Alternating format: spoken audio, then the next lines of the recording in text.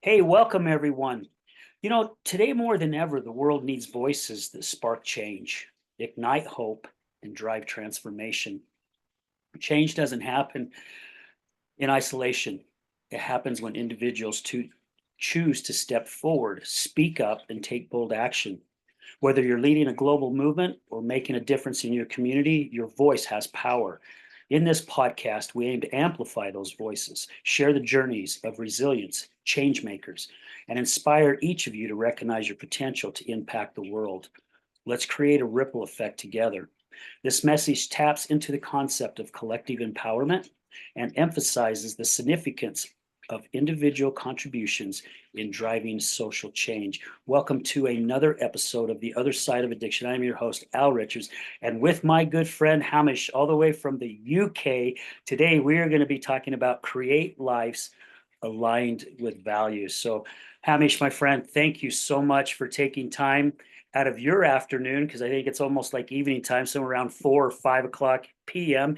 your time. So yeah, just thank you so much for being on the show, man. I really love and respect you, and I was very honored to be a guest on your show. Thank you, Al. Thanks so much for inviting me on here. Yep, and it's 4:30 in the afternoon here, and I'm really grateful to be here. When we met on Facebook a few weeks ago, not that long ago, feels like a lifetime, we just connected and it was lovely to chat. It was lovely to have you on the podcast and hear your story and just that hope and that vibrancy and that joy that you've got in your life. And, that's really attractive. And I think that people really attach to that. So I think it's great. Thank you so much. And creating lives with values. You and I spoke about this just a little bit before the show, and something that you said really resonated with me. And this is something really that all of us can work towards, right? Because we can change our lives in so many ways just by aligning with our values and take accountability and having that integrity about us. I mean, we amplify our lives in such a higher energy and bring in the most amazing people when we do that. Is that how you feel? Absolutely. Yeah.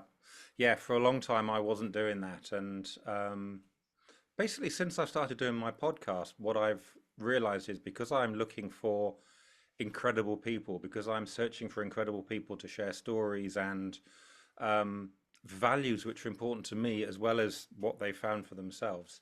It's a roller coaster. I'm meeting amazing people with enthusiasm, love, working and living from their heart and their gut, not just from this little piece of grey material in between their eyes. And it's really lovely because I'm meeting people who are genuine, who have had to take accountability for their lives, have had to take responsibility. And when you do that, it's really liberating. You're no longer a victim. You're no longer stuck. You're able to take your agency back, and it's what we need in the 21st century. I love that. That's what you just said. Taking our agency back. Oh my gosh. I mean, I got goosebumps over here just thinking about it, because that's exactly what we do when we start moving our life in that different direction. And another key word that you said is playing that damn victim. We have all played the victim all our lives. I would say the majority of us out there. It's like the surveys that we see on toothpaste commercials. 99.9 dentists, agree with this survey.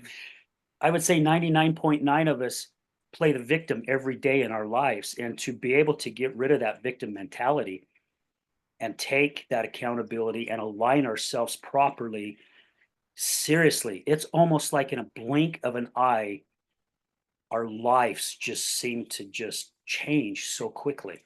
Mm. No, absolutely. You cannot grow as a person if you're playing the victim. Yes, it's easy. It's very easy. Poor me, poor me. She's running around after you. So is he. So are they. Everyone, everyone tries to rescue you and protect you. And it's like, hey, I can do absolutely bugger all, and everyone can run around.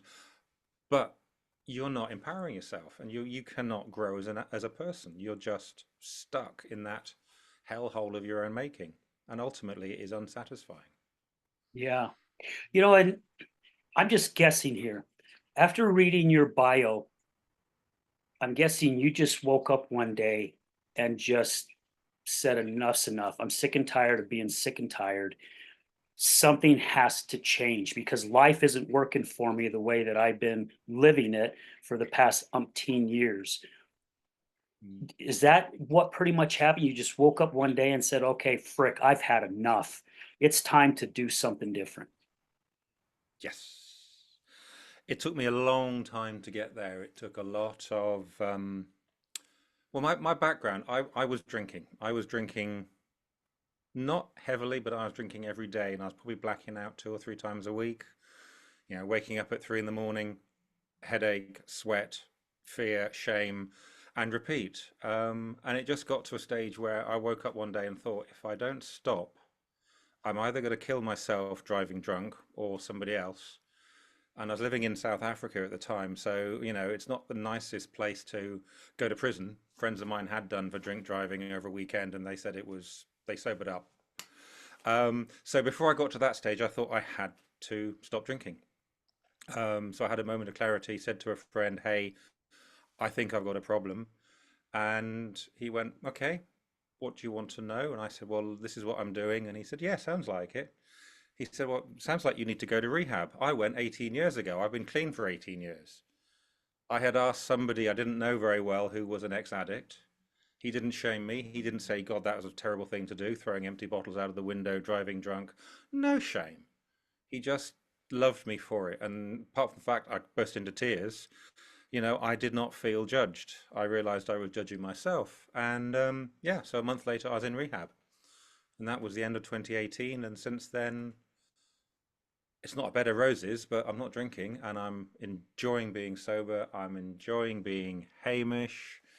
And, I found a purpose and I'm not struggling. I'm not doing exactly as you said that, it's not working. I hate being me. I hate being not functioning. Everything is easier, Yeah. a little bit easier.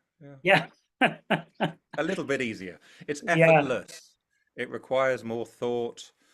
It requires a little bit more, just making sure I'm coping, I'm managing, a little bit more awareness, but that's worth it. That's worth the freedom of not being that victim and not being stuck or probably dead by now. Yeah. Yeah.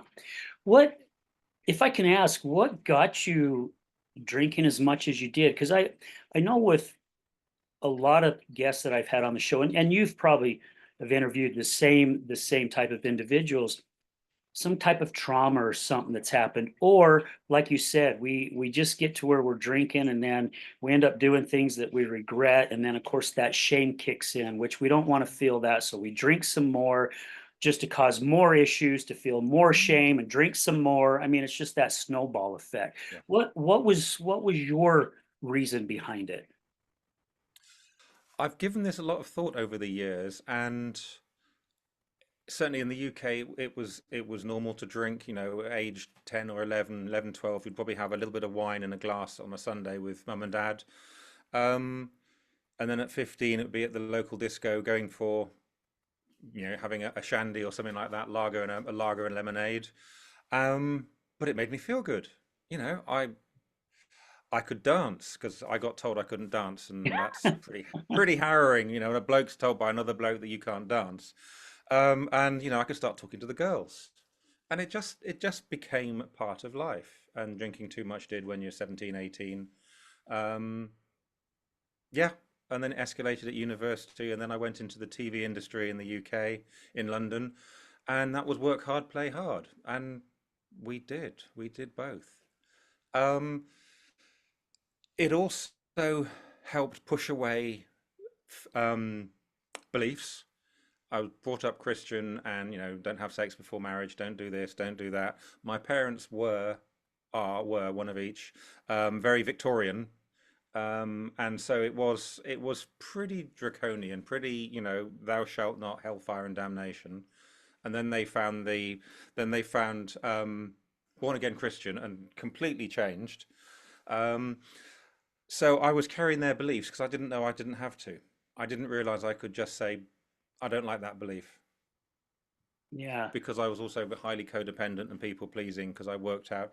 It was just a melee of growing up and parents not being able to be emotionally present for whatever reason. And I am sensitive, am sensitive. So I picked up, I felt hurt, and I withdrew, and it just helped wipe everything away. Yeah, that I could understand a lot. It happens here, especially in Salt Lake City, right, where the dominant religion is LDS. Mm, And there's been quite a few guests that I've had on the show that, was basically taught. And again, they didn't blame their parents, right? Because their parents did the best they could as parents, and they were just going off of what their parents taught them, and so on and so forth. But it's that, you're going to go to hell, or you're not going to go to this kingdom or that kingdom unless you walk this straight and narrow.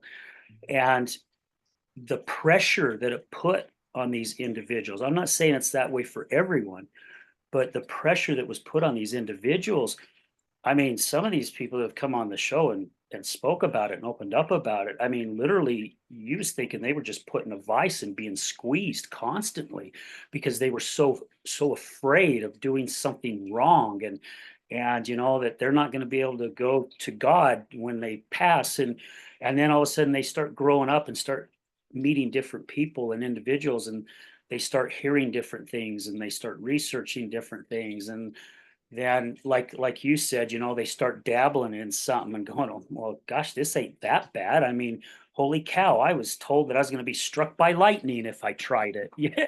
And mm, and then that's kind of where it mm, literally starts there. And also to go back to what you were saying about um, why they call it liquid courage, because it does open up. I had a gentleman that's on the show, gosh, a couple years ago, and he works for one of our recovery centers here in the valley. But he said he found out that he was the life of the party when he drank, and he loved that attention, yep. not realizing where that life of the party was going to take him down the road. And I was that way with cocaine. I just dabbled in it here and there. And then next thing I knew, I'm doing it every weekend. Mm, yep. Crazy, isn't it? Yeah. Crazy, crazy. But it's just what happens. And I want to jump back onto that. The parents were doing the best they can. It's so important to realize that because again, that takes you out of that victim mentality. My dad this, my mum this, blame, blame, blame, blame, blame, blame. It doesn't work.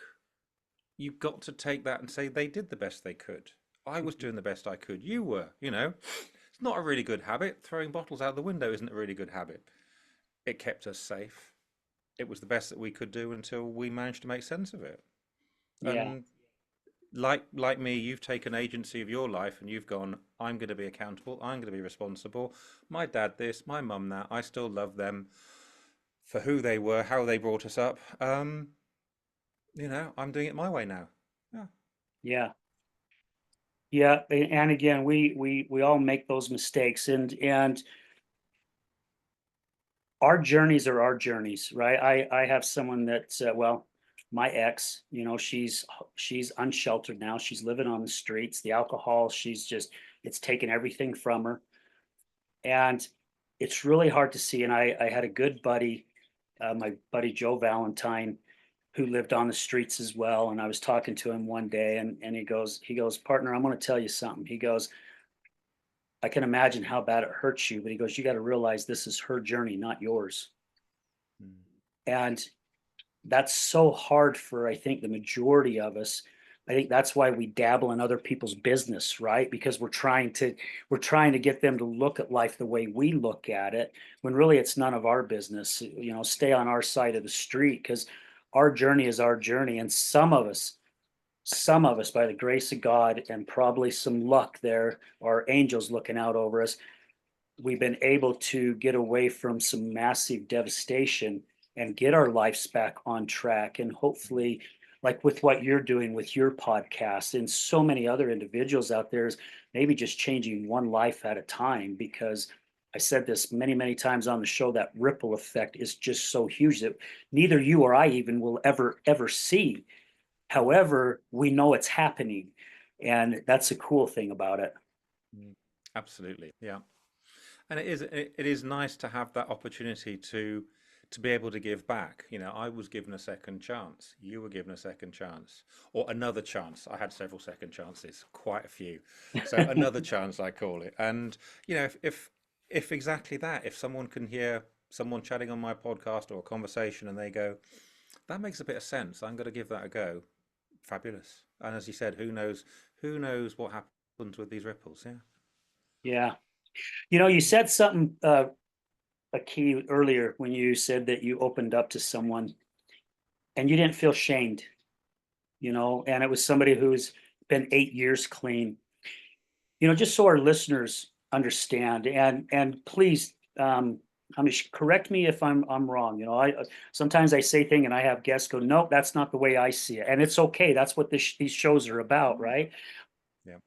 It's so good to speak to somebody who's traveled that path because really they do understand it, and again, my buddy Joe had to do that with me a week ago, about me being pissed off about my ex talking to some guy on tracks and ends up going home with him because he said you can stay at my place for a couple days, and I'm really ticked off about it, thinking, gosh, he could have raped you, he could have sold you. I mean, who knows what could have happened. And again, he says this is her journey, she's in survival mode. And he was able to tell me this because he's lived it, right? He said, when I lived on the streets, if somebody offered me a place to stay, I looked at it as I have a 50-50 chance of getting harmed either way. I'm going to have a roof over my head at least. Mhm. And it really opened my eyes because I'm hearing it from somebody else who lived that. Because he even said to me, he goes, Al, have you ever been homeless? And I'm like, oh, thank goodness, no, I have not. And he goes, well, I have. And this is how it is, right? He just planted it in my forehead, like burying that hatchet right there. And I didn't see it that way before because I'm stuck on my side, not realizing what it's like for another individual. So when you can speak with somebody who's lived it, it really does help us. Mm. It absolutely does, and that is what your podcast is. What you're doing is so empowering, is because you're sharing your experiences. You're getting guests on like me, like your friend Joe and everybody else, to share their stories. They may not resonate with me, but they will do with him or with her. Um, and it is important. It is because there's no judgment. That is one of the good things of AA and NA, is they really encourage you to tell your stories and share your stories. That's the good thing about getting a sponsor. I don't like everything about AA, but that is really empowering, because when you start to take away that judgment and that shame from someone who said, mate, you're not the only one who's been stupid and driven drunk and done this. A lot of people have, because we all think we're the only person in the world who's done it. We all pile that shame on. Um, but that's just human nature. That's just what we do. It's not really much more complicated than that. But when we realize that someone else has been a dickhead like that and done something stupid, you can laugh. You can laugh at that trauma and that stupidity and that embarrassment. And once you start sharing shame from the perspective of letting go of it, it just goes, because once it's told, it does go. Thankfully, yeah. Yeah. Yeah, I like to look at it like an Alka-Seltzer. I don't know if you have Alka-Seltzer in the UK, for Mm, antacid stuff, and you got this round, hard, compressed tablet, and you just toss it in an 8-ounce glass of water and just mhm, starts fizzing, and before you know it, it's completely gone. And really, when you can open up, and that's why people like ourselves and so many others who do podcasts to allow people to use their voice, we're dissolving these issues and not even realizing we're doing it, right? Because when we can open up and start sharing it and getting it off our chest, oh my gosh, the weight that we throw off of us that we've been carrying around for so long, not even realizing we was carrying it around, is just amazing. isn't it? Yeah. Yeah, it really is. And when you, certainly for me, when I realized that I didn't have to carry that shame, because it was actually me shaming me. Yes, other people will say those things, but I'm choosing to carry it. I'm choosing to say, well, I'm a bad person. I feel guilty for this. Just like, well, I can do, or I can go, I did the best I could. Yeah, it wasn't very good behavior, but that's all I could cope with. Now I'm doing better. And I'm not going to do it again. And if I do, I'm human, I slip. Um, and when we actually get over it, it's almost like playing victim. It's not as subtle as that, but it is a kind of beating yourself up. But once we do get away from it, it's, as you said, you know, that weight has gone. It is so liberating, and you don't want to go back there. You don't want to drink because you know the shame. You don't want to do drugs because you know the shame. And so, if that's not a good enough reason to not drink, not do drugs, not do anything, be a bit more aware, then I don't know what is. Yeah. Yeah. Mm. So since 2018 for you, where has life taken you since you finally put, I'll just put it bluntly, put all that shit behind you? On the biggest roller coaster of my life. Um, the, the only one good thing about being drunk the whole time is because your life is like that. It's just a flat. It's just a flat line. Since then, I'm not going to swear like I normally do, but it's been holy. It's been like that. It's it's it's been wonderful. I had to move. I was living in South Africa, married to my wife in South Africa. I had to leave there in 2020 because we divorced and my visa expired. So I came back to England during COVID, which was I was a photographer over there. So came back to England in COVID. You know, bye bye job, career, life, business, everything. So that was a tough one. I was really fortunate. My family looked after me and they supported me. I lived with my aunt for a year.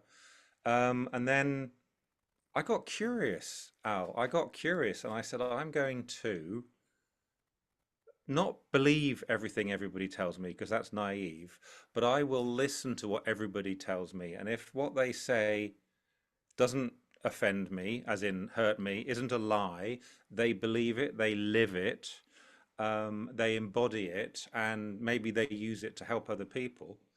I'm going to go, right, okay. So, of course, the next person I got chatting to was a psychic medium.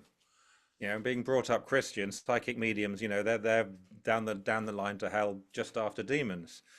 But we got chatting, and she was highly intuitive, and she would read people and understand people, and she didn't push it down my throat. She helped people. It's okay.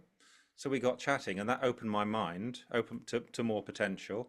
I had a spiritual awakening, which was reasonably harrowing, and an existential crisis. So basically, everything just piled up because I wanted to do this and this, and yeah. And then I found my spirituality, which is shamanism, which I love, and that's just about being nature and connection and all that spiritual element, and that's my magic. So I've done that, and just basically try to turn my life around and make sense of things, and it's been hard. You know, I started to write a book, I started to do this, I started to do a dozen things, and I just hit a wall every time. I hit a wall, and I pushed, and I pushed, and nothing happened. And eventually I just had to say, you know, I can't do this. I have to stop. So I actually did that little word called surrender, which you might have heard of. You know, Yeah. Hamish surrendered. Um, yeah, and that was the universe said, "Well done, dude. About bloody time too." And things became easier. And then I started it again and hit another brick wall. And the podcast came into fruition. I wanted to do it for a couple of years now. Desperately wanted to do it, even though I never thought I wanted to be in front of the camera because I used to work in the TV industry behind the camera. Um, so yeah, so I never wanted to be in front, and then of course now I am. But that's just what happened. You know, I resisted it. I resisted it, Al. I really did. But you know, the opportunity was there, and then the name turned up, the Crucible, and then in June of this year, it just made sense to do it about awakenings. You know, awakening from addiction, awakening from anything, awakening from things like the rat race. You know, you're in a job, earning money doing this, but it's actually soul destroying, or you know, you've got a life that is good, but you fall out of purpose. So you've got a job that's paying you money, but it's not going anywhere. I think it's probably a midlife crisis, but this has happened from people from 20 upwards. And so that's what the podcast began to be about, people making sense of change, people thinking and starting to do things from their heart, their purpose, their value. And the only one good thing about doing that is you have fun. You have so much fun. It doesn't matter if you don't make millions anymore or even a lot of money. You're a nicer person. You know, I'm a much nicer person than I was 5, 6 years ago. Um, that's just what's happened from being authentic, genuine, stopping the victim that we talked about earlier, and having to take responsibility for my choices. Yeah. Yeah. If you was to connect your dots of your life backwards, do you feel like you're exactly where you're at right now? Yes. Yeah. Yeah, I used to say I got a paid education. I made documentaries, so I traveled across the world going to places. I went to the Mayo Clinic and interviewed some amazing people there. I went to the wackiest place in the world. You might have heard of it, Palm Springs. Wow. I mean, Holy it's got cow. completely, but it's got the best burger place I've ever been to. And I've been in the pyramids, and I thought I got a paid education. I got paid to interview people. I only realized this 2 months ago. I got paid to interview some of the best talkers by some of the best interviewees. Um, so I got that. I also got a compassion for people struggling with drugs and alcohol because, yeah, like you, been there, done that, got the scars. Um, I could go on, but yes, when I look back, I start to laugh and then I'm crying with laughter, just thinking, oh, you know, it's delicious because it actually helps you make sense of all that madness you went through. Um, Yeah. and it makes me smile. It makes me smile when things are hard. And I just remember, yeah, I went through this for a reason. You know, I don't know about you, but there's been times where I've either been laying in bed, and a lot of times it's happening when I'm on my hikes, especially when I go hiking alone, because I love being in our mountains, our Wasatch Mountains. We got beautiful mountains, and it's very spiritual for me up there. And there are times where, many times where I've gone back and connected the dots and going, okay, this is why this happened, and this is why. And it's so crazy. Every once in a great while, God likes, he like places one. It's like, oh, here, I'm going to remind you of this, right? And he just drops it in my head. And all of it Mm. like almost stops me in my tracks. And I'm like, oh my gosh, I totally forgot about that. That's why that happened, right? But I guess he does that because he knows I'm ready to feel it or see it or visualize it, whatever it may be at that time, and go in the direction that you're going. Because again, I was brought up LDS. Our whole family's LDS. I got out of the church at 13 and kind of went back and forth a little bit. But it dawned on me 15 years ago after I lost my job, really, and it's taken me up this 15 years journey of it, is opening my eyes and really getting into more of the spiritual thing type feeling like you have, right? Because to me, God is everywhere.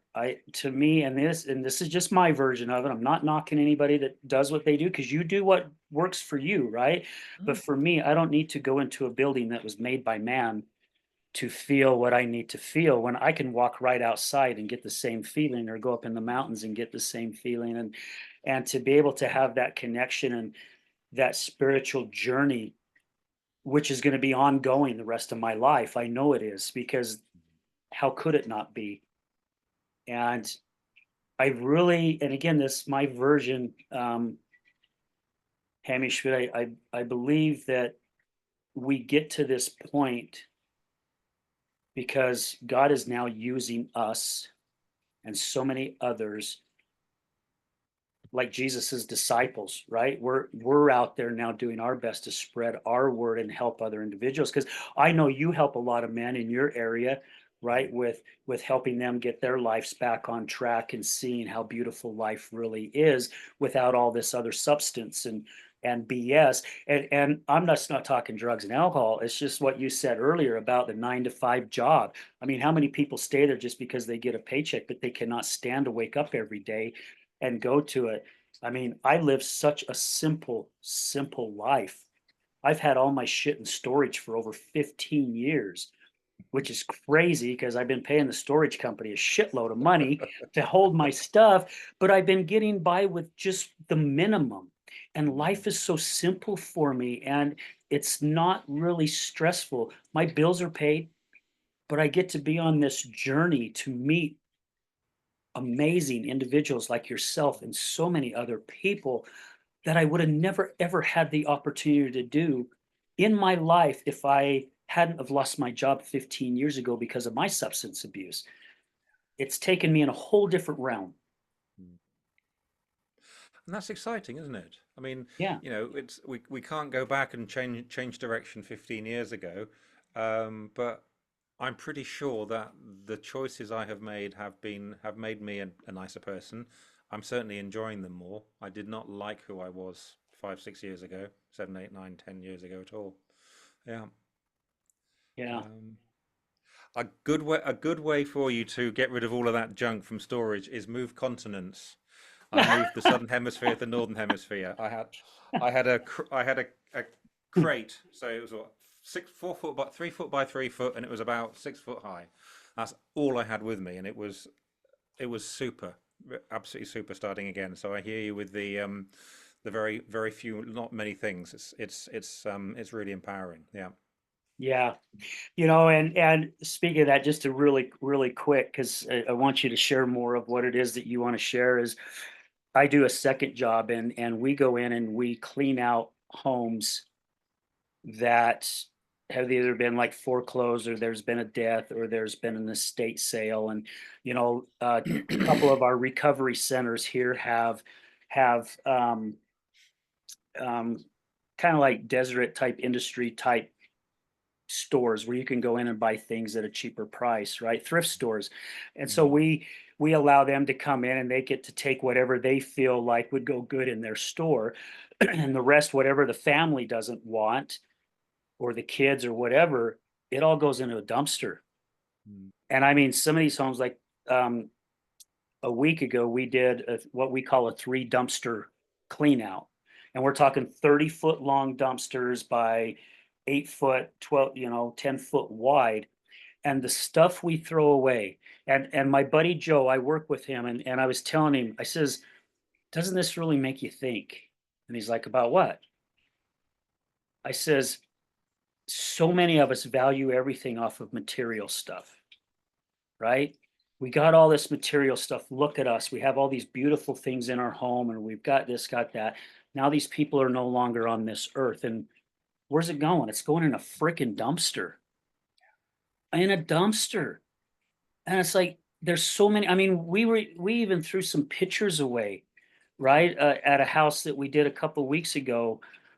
This gentleman, bad health, and he ended up losing his wife. And 6 months later, his son committed suicide. And he just said, "I'm done. I'm done with life," and just gave up on life. And he had an other son, and his son's like, "We don't want any of it because it just brings back all these bad memories." And we're mm. throwing all these pictures away.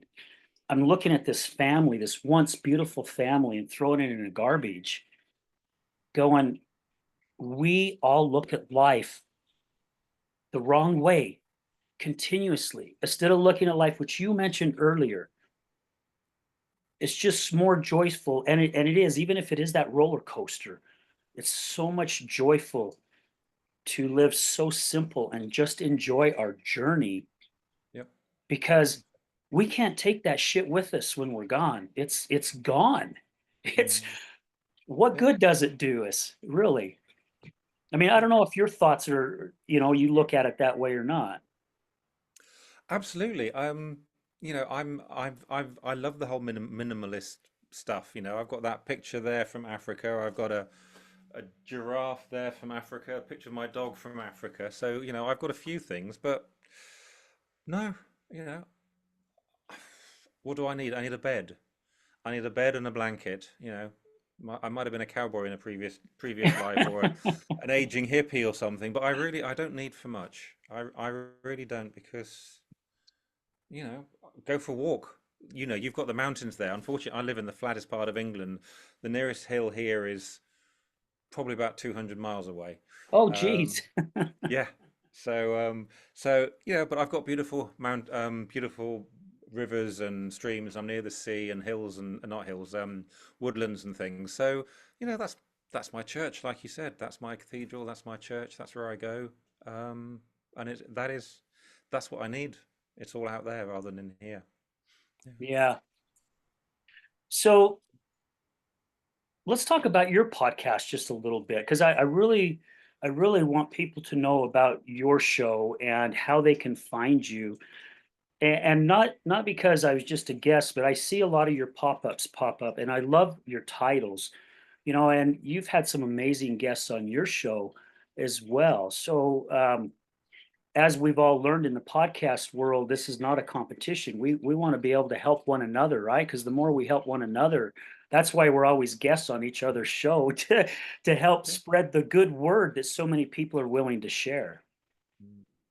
No, absolutely. No, it's not a competition. It's, business shouldn't be a competition. There's enough people in the world for everyone to help everyone else or buy from or share with or whatever. But no, my podcast is the Crucible because I have sat in that crucible and burned and bubbled and all the shite has floated away and I'm coming out. So that's why it's the Crucible and it's conversations for the curious because ever since I started to become curious, life has just had meaning. Curious about everything, and that's really powerful. So that's the podcast. Yeah, the Crucible Conversations with the Curious. As I said, it started off to be about awakenings, just making sense of change, and then it has gone more and more into. Well, season two is about addiction. So, friend or depend is season two, and that's just about making sense of drugs and alcohol. It will go on to food and sex and gambling.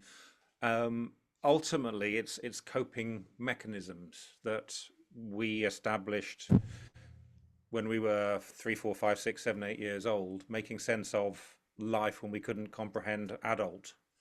And to be fair, most adults don't really, they don't communicate very well with children when it comes to what's going on. So we make it all up, and it's my fault that dad doesn't love me, or mum's not available, or whatever. Um, so it's around that kind of thing, making sense of that, and then realizing that we can change. Well, we can't change those mechanisms, but we can challenge them and go, is that true? You know, is that true that I fear I let people down? It's just like, well, no, I don't have to do that anymore. And so it's all about challenging yourself, challenging your beliefs, triggering to interrupt the unconscious patterns, and having conversations with people who have to do that. Early in your recovery, you would have had to, if you went in a bar, go, right, I need to have an exit plan. I need to have a soft drink. And if people start being rowdy, I need to go home. You had to build in a creative strategy to get out. I have one. And things like that. And that awareness is really powerful because that allows us to live life more fully and not have to rely on unconscious. So it's all about helping people see that value, and you have to be accountable. Full stop. You have to be a bit more aware. You have to take responsibility for your life, and then back to the beginning, you have your own agency and autonomy, and that is so powerful. And people hanker for it, and they will talk to me. They will talk to you because they know, Al's just got this presence around him. He doesn't tolerate no nonsense, but he's kind and gentle. But he's dangerous. He will protect himself. He knows how to. Same as me. I do not take people's nonsense. I don't need to. So Yeah. it's around that, around helping people to realize they actually can claim their agency back. I love that about your show, because that's how I felt it was when you interviewed me, right? Was being able to take our agency back. And I believe with a show like yours, and hopefully even with like mine, to let people know we can have boundaries, right? And I didn't learn this until a couple of years ago, right? Mm, Because when I was going to AA meetings with my ex to support her, they talked about boundaries all the time. And I thought it was just boundaries for people battled addiction, right? And it took me so many years to realize, oh my gosh, I can have boundaries too. And I could still have very good morals and stay within these boundaries, but like you said, not deal with anybody's crap, because I don't need that in my life. mm, You know, um, I've had a couple people say, "You don't watch the news," and I'm like, "No, I haven't watched the news for years." And they're like, "Don't you want to know what's going on out there?" I'm like, "Well, as far as I know, everything that's going on out there, well, not everything, but a lot of stuff is nothing but freaking turmoil and bullshit and chaos and confusion." And I'm like, "Why do I want that in my life? I'm Mm, happy in my bubble, mm, right? Because in my bubble, I don't know if you guys got Mr. Rogers back in the UK, but we had Mr. Rogers here, which, basically is just kind of, I don't know. I'm good living in my little arena. And yes, I hear what's going on out there in the world, but I don't want to give my energy to it. Because if I'm giving my energy to it, I'm giving my energy to bad shit. That's mm. how I see it. I want to give my energy to good shit, good Yep. stuff that's going to help, hopefully, eventually, the more of us that do it, we start making such a huge change in our communities. Yeah. No, absolutely.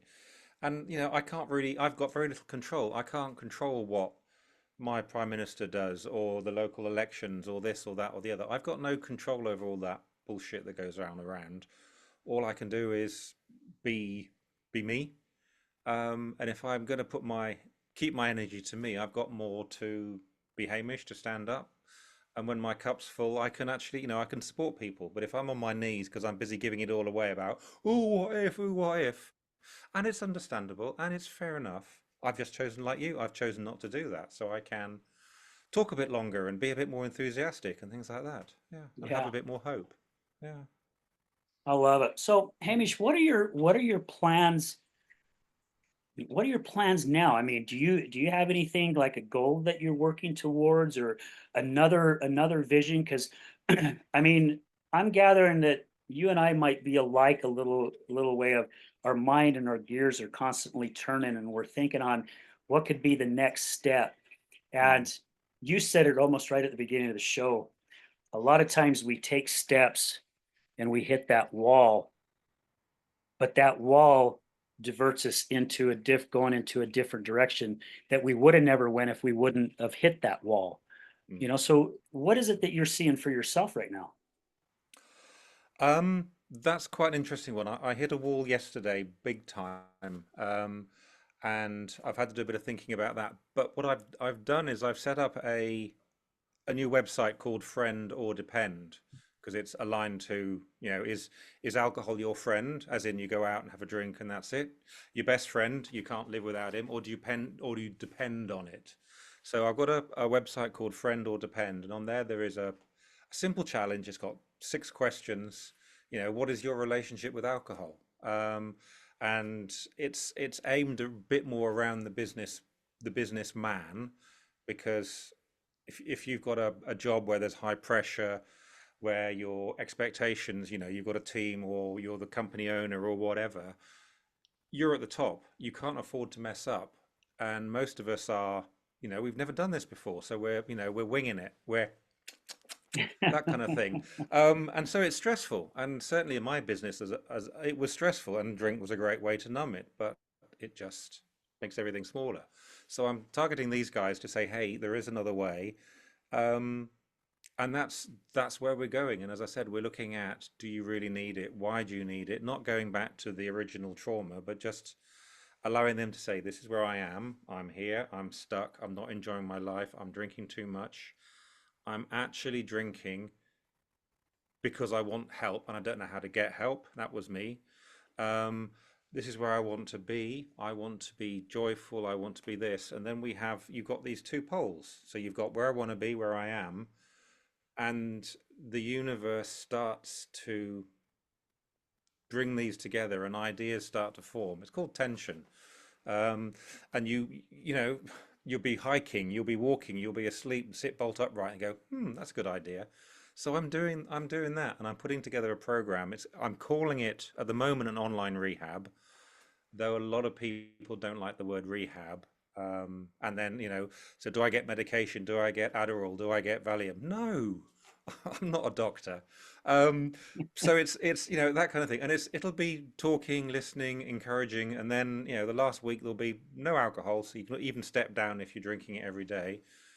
And then we spend 6 months working together after, once a month, once a fortnight, just talking about stuff. and looking at the shame, looking at the guilt, looking at the reasons, and is your job the one you want? Are you loving it? Why are you doing it? And then looking at alternatives. But it is scary to leave a job that you've had for 20 years. But it might be the best thing ever. So Yeah. that's kind of what I'm doing, and it's interesting. It really, really is because it's yeah, been there, done that, got the scars. Well, and who knows where this may go as well, right? I mean, as you know, even starting the podcast, you get to meet so many amazing people, and a lot of times God puts people in our lives that are supposed to be there to help us in our next journey, whether they're there for a short period of time or a long period of time. They're Mm, there to help in the journey. So good on you for what you're looking at doing, because I could see, at least my vision of it, I could see a huge benefit towards it, and especially even with like what you said with the business people, mm. because I used to have a lot of vendors come in where I worked, and their job was to take me out and wine and dine me, right? So I would buy their product, and Yeah, and every time we went out to dinner, we bought drinks, right? That's the first thing that we bought. What do you want to drink? And we were sitting down having drinks before we even really gave a shit about dinner. Let's yep, let's have some cocktails. yeah, I was telling somebody, a lady that I know at the gym, and it was her birthday, and a lot of her friends came in from out of town, and they went to a bar that's here, that's been here since I was a little boy. It's called the Westerner. And that's a Western type, bar. And she goes, "Oh my gosh, Al, we had so much fun." And she goes, "Oh crap," but I felt so crappy the next day, and I looked at her and I said, "Tammy," I says, "isn't it crazy that we go somewhere to drink a substance so we can have a good time and feel good, just so we can feel like shit the next day?" And she goes, "I never looked at it that way." She goes, "Yeah, it took me like 2 days," because she's around the same age as I am, right? She's in around her late 50s, 60. And mm, and she's like, "I never looked at it that way." And but it is, right? We go out there to like you said, to have some drinks so you could meet the girls, or you could get out there and dance and not give a shit what you look like or whatever, just so we could have a good time, so we can wake up the next morning and we're fumbling through the medicine cabinet trying to find that bottle of aspirin or Alka-Seltzer or whatever it may be, to try to yeah, get us to where we feel somewhat well. mm, yeah. It's is it a lack of awareness? It is a lack of awareness. It's a lack of actually looking for a moment, stepping back and looking at our lives, just running that unconscious pattern. I want to have a good time. I want to feel safe. I want to be loved. I want to dance. I want to do this. I want to do that. Yeah, not remembering that that headache is going to go boom, boom, boom for hours. Yeah, Yeah. crazy, crazy, crazy. Well, and I'm sure you know this now, which neither one of us knew this in our past.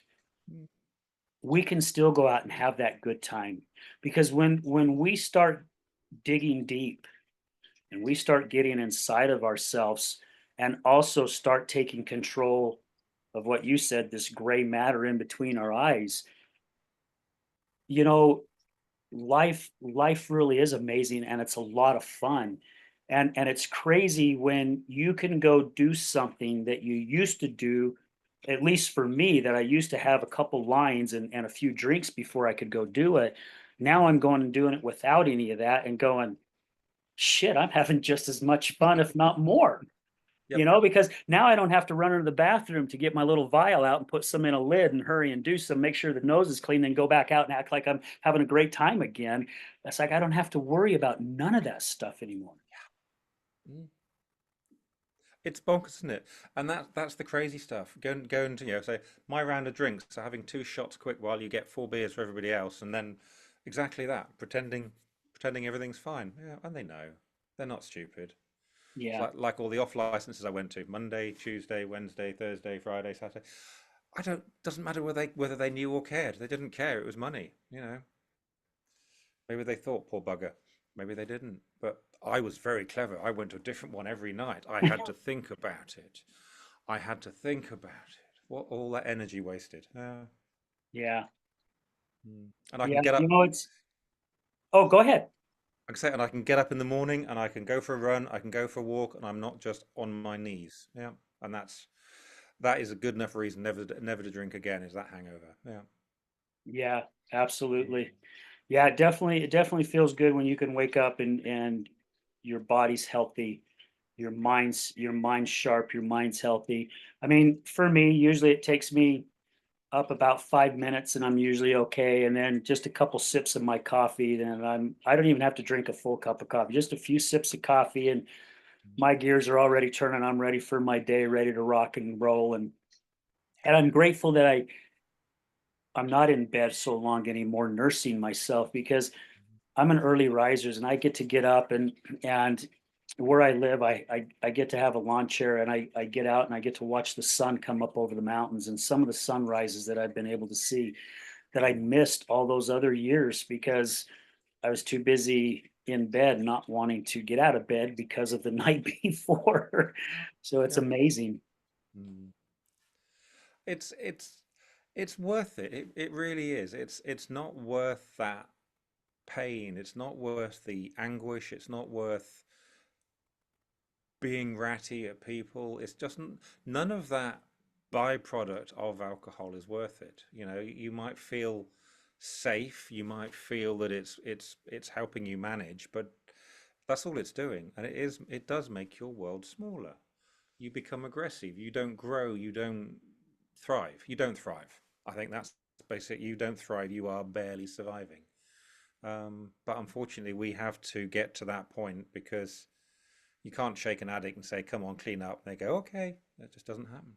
They have to sadly fall, or realize that, if we're lucky, realize that it's time to change, and that happens. But yeah, it's tough. It's tough watching people and knowing that you can't do much to help.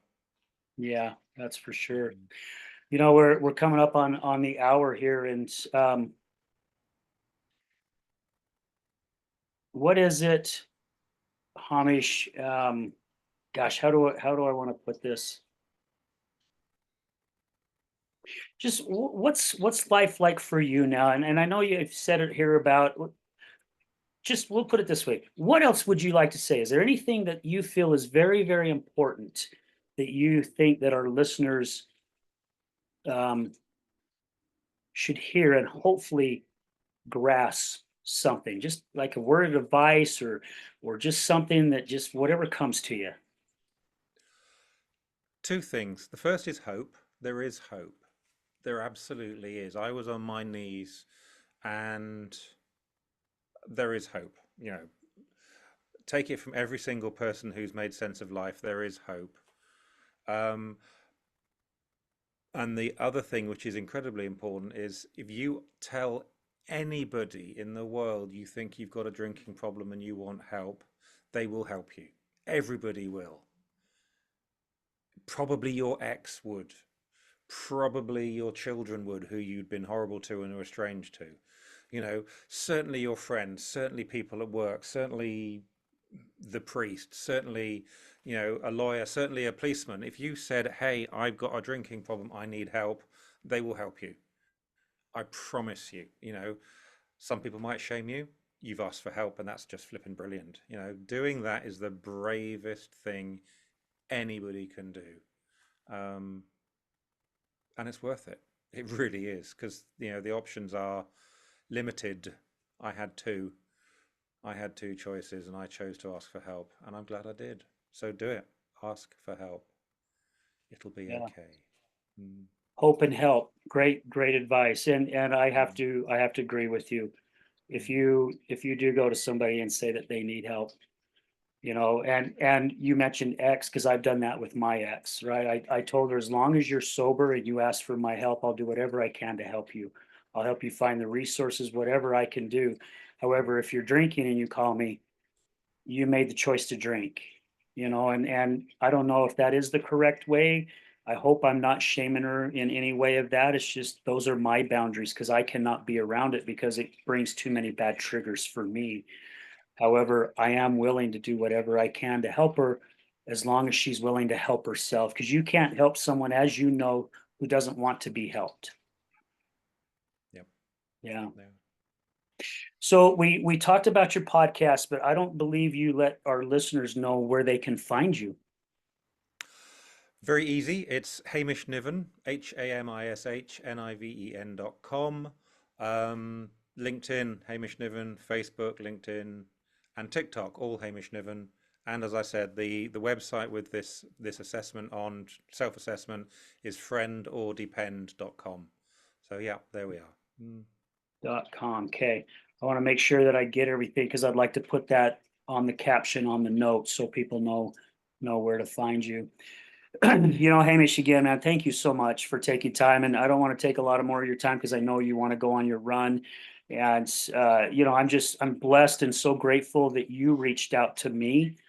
Again, I feel like I've known you for so many years, and we really have only known each other for a few months. I hope one day God gives us the opportunity to meet in person somehow, some way. But thank you for what you're doing, and it goes to show this issue of addiction. It's just not here in the States, and it's just not there in the UK. It's everywhere. It's all around the world. There are so many people suffering, and the more of us that come out and allow people to use their voice, whether it's on a show or radio or wherever it may be, that is just the start of us Mhm. making a huge impact on so many people's lives. Mm. No, absolutely. Yeah. Yeah, thank you. Well, guys, thank you to all our listeners, all our past sponsors, man, to all our guests. You guys are the ones that's making this possible, especially our listeners. You guys are the ones that's keeping this podcast going strong and keeping, Hamish's podcast going strong and so many others because we have to have you to make all this possible. So, before I sign off, guys, I want to remind you, mark your calendars, especially those here in Salt Lake City. Mark your calendars, October 5th. It's a week away. Our Healing Utah Success Summit at the Miller Free Enterprise Building in Sandy, Utah. It starts at 10 o'clock. Everyone's more than welcome to start coming in about 9:15, 9:30. We've got a lot of great vendors and some great sponsors. We've got 6 amazing speakers, and I'll be speaking about victim mentality. That will be my topic. Each speaker will have 25 minutes to have a topic that they're discussing. Come out, be inspired. You can get your tickets at the door. We should have some food. We've got some drinks. We've just got a lot of amazing people to come out and meet and talk to. So if you guys are looking and wanting to surround yourself with high energetic and high inspirational people, we highly recommend you coming to the summit. So thank you again. And we're going to leave you with this as we do at the end of every show. Remember, addiction is giving up everything for one thing, and recovery is giving up one thing for everything. We're out.